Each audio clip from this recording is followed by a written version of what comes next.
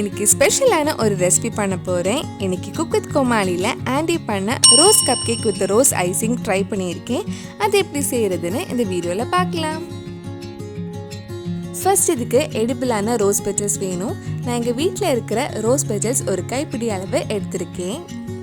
Rose water ready பண்ணுறதுக்காக இந்த rose பெட்டலை நல்லா வாஷ் பண்ணிட்டு ஒரு பேனில் 1/4 கப் தண்ணி சூடு பண்ண வச்சுருக்கேன். அதில் போட்டு 10 நிமிஷம் லோ ஃப்ளேமில் லைட்டாக கொஞ்சம் வதக்கலாம்.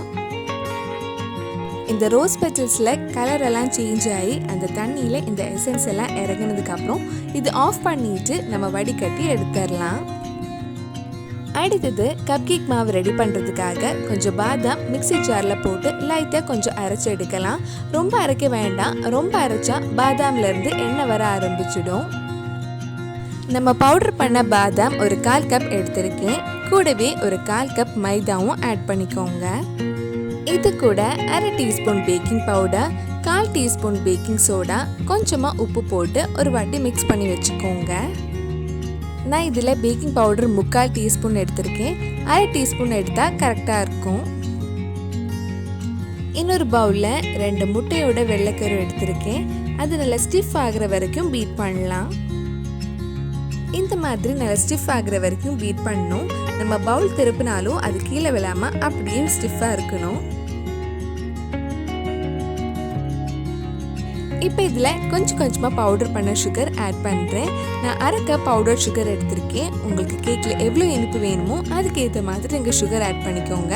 நான் இது 1/2 கப் சுகர் எடுத்து மிக்சியில் பவுடர் பண்ணி எடுத்தது.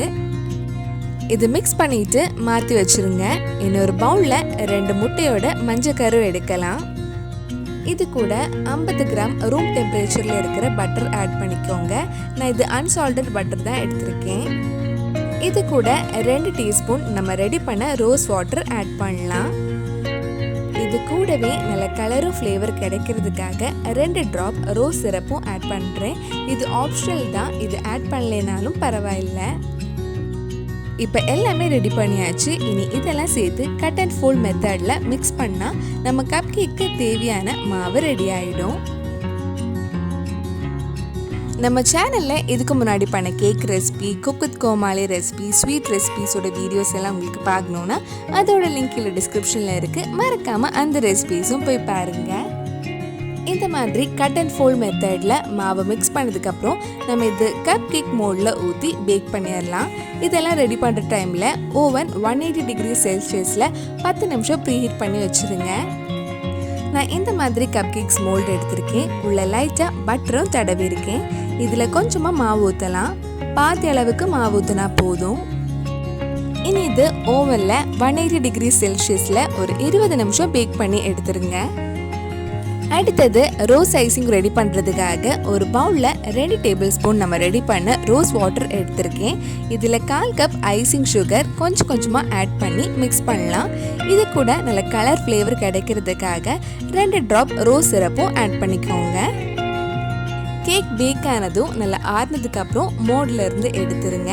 அதுக்கப்புறம் இந்த ரோஸ் ஐசிங் வச்சு டெக்கரேட் பண்ணலாம். பிளேட்டிங் பண்ணுறதுக்காக கொஞ்சமாக ரோஸ் ஐசிங் இந்த மாதிரி பிளேட்டில் ப்ரஷ் பண்ணியிருக்கேன்.